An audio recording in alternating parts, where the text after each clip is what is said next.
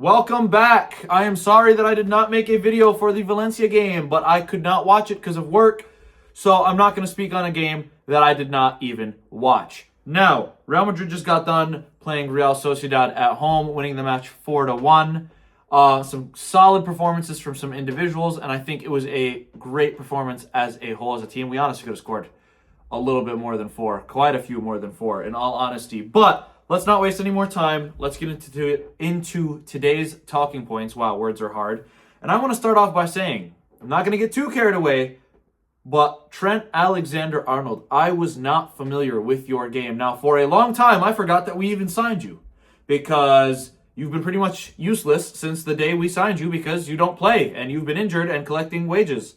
But I was not familiar with this man's game. Now, I knew he was a great passer. I don't think there's a person under the sun that doesn't know that Trent Alexander-Arnold is a great passer of a football. And I was still surprised by how good his passing was. Like, I always knew he was good at it. I watched him play a lot for Liverpool, but oh my goodness, some of the forward balls that he played were nuts. And I was just talking to a friend about this. I feel like the standard of passing has been inflated, because, especially for us Real Madrid fans, because we had Toni Kroos for 10 years, if not more actually. And it just, I don't know. He made it look like it was the norm to play passes that way. And then once he left, we started to realize, that was not the norm. And we desperately missed the forward passes, the creativity, the balls from midfield that he gave us. And we haven't been able to see much of it with Trent because he's always injured. But oh my God, did he unlock the game for us today. His relationship with Valverde is phenomenal because it's interchangeable. Valverde's been at his best for us as a right-sided center midfielder. On the right side of a diamond, right side of a midfield three, whatever it is, that's been his best position for us because he can also help out in the wide areas. He can help his fullback defend. He can overlap his winger. That's where he's been the best. It takes me back to the 2022 season where we won the Champions League. But oh my God, some of these passes were absolutely phenomenal. Seeing Valverde back in midfield just in general was nice. He got on the score sheet. He had a great game. That turn and finish by him was exquisite, by the way. Absolutely unbelievable. Not to be too negative, not to be a Debbie Downer, but my only caveat with Trent is he didn't really have to defend the whole game. Like, Sociedad was very, very poor. That might have to do with the recent Copa del Rey game and changing up the lineup. I don't know what it is. I barely had to see Trent defend, and I'm interested to see what things look like when we're playing an elite top club with elite wingers, right? That's what I am interested to see. How does he do in that situation? The rest of the back line was Rudiger, Huijsen, and Carrera. So for the first time in what feels like ages, we had a legit back line, a genuine left back, two genuine center backs, and a genuine right back, I guess you could say, even though, he kind of gets clowned for not being able to defend. It's nice having an actual back line because that allows us to have an actual midfield and an actual attack, and we don't have Tchouaméni playing in defense, and we don't have Valverde playing in defense, and we don't have Camavinga playing at left back, and yada, yada, yada. You guys get the point, right? It feels like we've been in this situation, in this hell loop for 2 years now, if not more, with like Alaba and Militao constantly being injured. Now, we're lucky that it was not against a stronger team today because I think Huijsen would have struggled even more. He gave up a really dodgy pen. I've been cutting him a lot of slack lately because he is only 20 years old and he's coming from a club like Bournemouth, no disrespect to Bournemouth, where the expectations are a lot lower. And I don't think mentally he's been able to handle it because at the end of the day, he's still a kid. Just a couple months ago, this guy's age ended with teen. He was 19, right? And we'll cut him some slack. He started off the season super hot.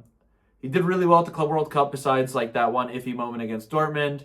Started off the season pretty well, but like the pressure's starting to catch up to him. And I think that's completely fine. Ramos had early teething problems. Marcelo had early teething problems. It's to be expected. Raul Asensio has not always been great, and he's actually older than Huijsen. So I'm going to continue to cut him some slack. But what I think he desperately needs, and I know this is a bit counterintuitive, is a short spell on the sidelines. He just needs to be on the bench for a little bit to just like really give himself a reset, take the media attention off of him, take the pressure off of him, not allow him to continue to go out there and make more mistakes so that the whole world isn't just pointing the finger at Dean Huijsen, right? He's young. We got to protect him, protect his mental, and I'm sure that he will be fine. And he is a signing for the future, in all honesty. but that's being forced to play in the present because we have no fit defenders. Alaba finally played today, which, like, say what you want, it made me really happy. It's glad to know that one of our highest earners is actually benefiting the club and isn't just rotting on the bench and is finally fit again. He didn't have much to do because Sociedad weren't great, but it's nice to know that he's there if we need him. And we definitely will need him because we have injuries every 2 days. Good to see Rudiger playing and not playing the whole 90. Good to see Trent playing and not playing the whole 90. These are players that we should not be rushing straight back into full 90-minute matches. So very good to see. I'm curious to see what the season looks like if the whole back line can remain fit. Because right now, it seems as though everyone's fit except for Militao. Maybe Asensio, I'm not sure. But it's fantastic to see. I think this will help us not win La Liga, because I don't think we stand a single chance of winning La Liga, in all honesty. Today we played fantastic. More on that later, but that's not enough to convince me that, hey, we're going to push for La Liga. I still see us dropping points in a lot of games, and I will get into that a little bit more later on, but only time will tell.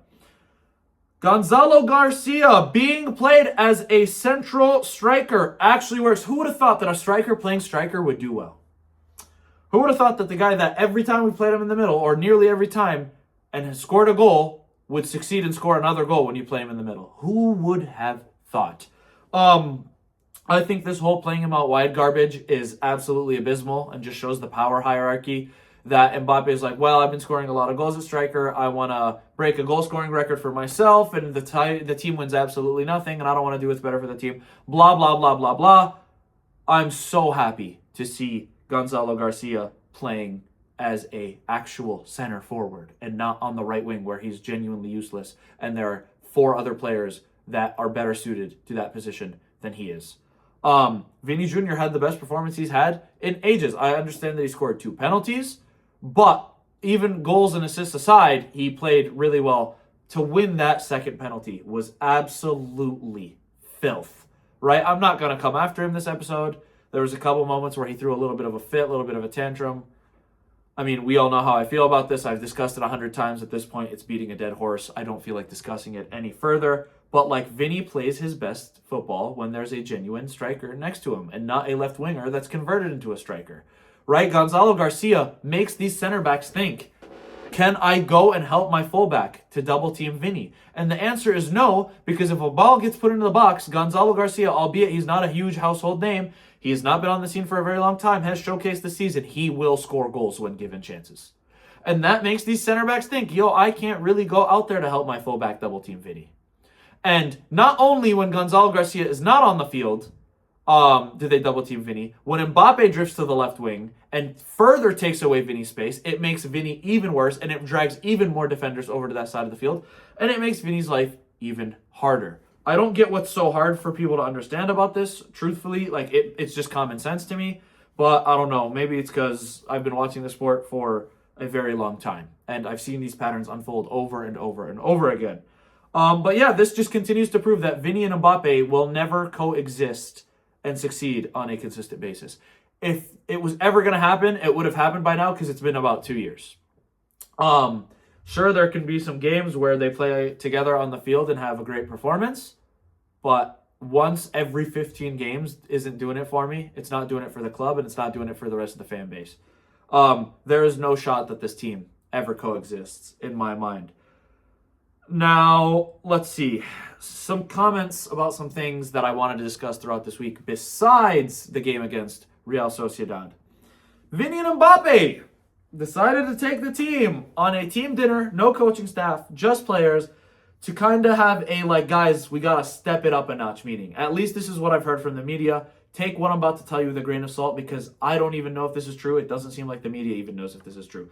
But from the articles and stuff that I've seen on Instagram and all that I've read, the meeting and the team dinner was to kind of motivate everyone to, like, pick it up a notch and try harder for the remainder of the season. Once again, I don't know for sure if this is true. But if it is true, I just find it extremely ironic that the 2 laziest players on the team are the ones inviting the team out to dinner and paying for the dinner. They split the bill, apparently, for everyone. They're inviting the team out to ask them to try harder. The 2 laziest players on the team. That's all I'm really going to say on this, because I don't know all the info, and I'm not going to speak on something that I don't know the full photo of. But if that is the case, oh my goodness, we live in a world of delusion. We live in an absolute world of delusion. And I want to also talk about Hansi Flick's comments. Now, I am somebody that rates Hansi Flick extremely highly. I knew he was going to do well at Barcelona the day they signed him, and I predicted it. They won a domestic treble and beat us 5 times. Now, that comment he made about Ask Real Madrid, I don't know if you guys saw this, but the commentators or the interviewers asked him at the press conference, what do you think about people commenting on Barca's run to the Copa del Rey semis only being against smaller clubs and easier opposition? He's like, ask Real Madrid, because we got knocked out by Albacete. This just continues to prove, and I'm not even saying this for engagement's sake or to piss off Barca fans that may come across this video. Genuinely, it just further proves that Barcelona is a smaller club than we are. I mean, everyone is, right? We're the biggest club in the world. I'm not even saying that to be egotistical. I have nothing to do with the club. I'm just some random dude that supports the club from the United States. I'm not even Spanish. I'm not even from Spain. But it's such a small club mentality to be asked about your own club's run to the Copa del Rey semifinals and to bring up your biggest rivals. And this is something that Barcelona does consistently, especially Joan Laporta. He always seems to bring up Real Madrid when Real Madrid has nothing to do with the conversation at hand. And it kind of made me lose a little bit of respect for Hansi Flick, and that means absolutely nothing to Barca fans, Barca players, or Hansi Flick himself, because who am I, right? But I think I've always looked at him as kind of a classy manager, and it's left a little bit of a sour taste in my mouth because you don't see our managers doing it. I know Arbeloa just did. He just kind of responded to, ask Hansi Flick and Barca. It's kind of a little bit of a get back. I would rather not play these games because it's kind of just reminds me of like the stuff and antics that Vinny pulls on the field. But I'm just like, whatever. He responded to something that they said first. I don't know. I'd prefer that we don't play these games with Barcelona, especially because they're beating us on the field and on the table. So we're not really in a position to talk anyways. But I don't know. The second thing I want to talk about is they won a domestic treble last year. All the credit to them. They were the best team in Spain by far. What I think is going to stop this Barcelona team from going all the way in Europe in the Champions League and potentially winning a quadruple or a treble or whatever is this fixation, this obsession, this stubbornness to not let go of the high line when it needs to be let go of. We showed in one game against them that we can bypass the high line. We showed in another game against them that we lost, but still performed okay and scored 3 goals, that we can bypass the high line because we've got the personnel for it. If there's any other club in Spain that has the personnel to do it, it's Atletico Madrid. And they showcased that by thrashing them, by mauling them 4-0 in the first half at the Wanda Metropolitano in the first leg of the Copa del Rey semifinals. And it was 3 of the 4 goals were rinse and repeat, copy paste the same thing. Through ball by maintaining a good onside position in behind Balde and Kubarsi and Eric Garcia, score. And I'm just sat there watching the game. I watched almost the whole game. I'm like, how has Hansi Flick not changed this up after the first 2 goals? How? It's like you got to at least survive the first half, maybe then go for it in the second half, or survive the entirety of the first leg at 2-0 and go for it in the second leg at home. Like this stubbornness, this obsession with maintaining this high line is what costs them in these super, super big games against the biggest and baddest and most elite clubs in the world.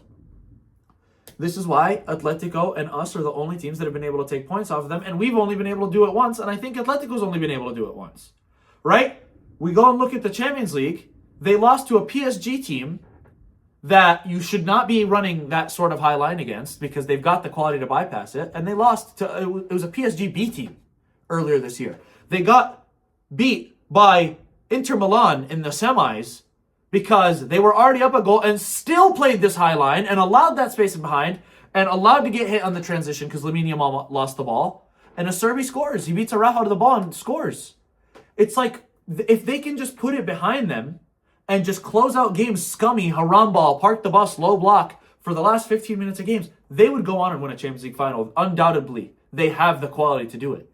So they're shooting themselves in the foot with this style of play. Now, by all means, keep doing it. I'm happy. I'm a Madrid fan. I don't want to see them succeed. But I think as a for the Barca fan base, they've got to be a little bit annoyed at this, right? It reminds me of Ange Postecoglou. The dude was super stubborn, super rash, super fiery in Press conferences, he's like, this is my way. I'm not changing it. I'm not going to change my philosophy. This is my system. This is how we're going to play. And that's exactly what he did. He stuck by his system despite all the injuries, despite the lack of personnel to run that philosophy, run that system. And they finished the season in 17th. The one time he betrayed his system and his philosophy was in the Europa League final, and they won their first title in 14, 15, 16 years, however long it's been. I don't know. I'm not a Tottenham fan.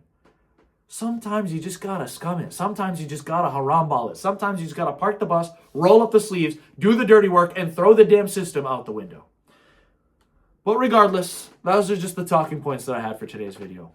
I don't want to go on for too long. Let me know what you guys thought of today's game, what you thought of Atletico Madrid versus Barcelona, the current state of La Liga, the current state of Real Madrid in the Champions League, and Barcelona and Atletico in the Champions League as well. Thank you so much for watching. If you liked the video, hit that like button. If you want to be part of this on a consistent basis, hit that subscribe button. Until next time, take care of yourselves. Hala Madrid.